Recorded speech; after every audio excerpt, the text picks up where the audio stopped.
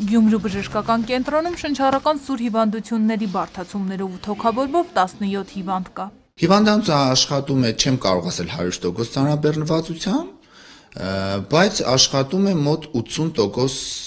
ծանրաբեռնվածությամբ, բայց դրա մեջ մտնում են բոլոր բաժանմունքները։ Մենք դեղորայքի ամբողջ արսենալը ունենք,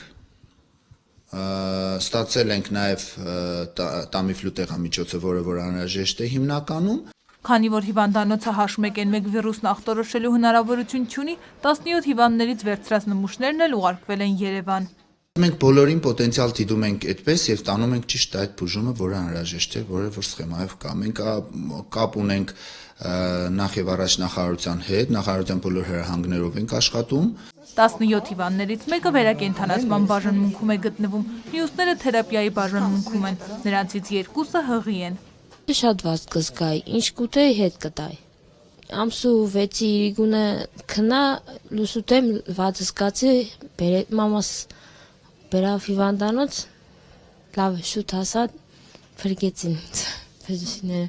Հիվանդները բժշկական հսկողության տակ իրենց ապահով են զգում եւ սպասում են ախտորոշման արդյունքներին։ Ես շատ ուշ դիմեցի, որտեվ չէի հասկանա, թե ինչ է, հետո սկորին եկավ ջերմեցի,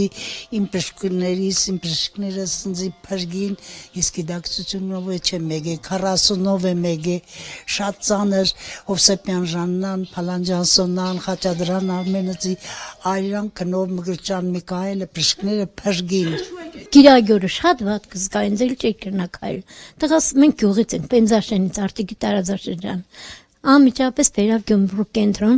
բժիշկները շատ հոգատար ձևով ընդառաջեցին, նշանագումներ երեցին, համի ես չէի կրնակել, այդ տղես ինձ ձեռքերով գտաներ բերեր, համի ես եմ ոտքով կերտամ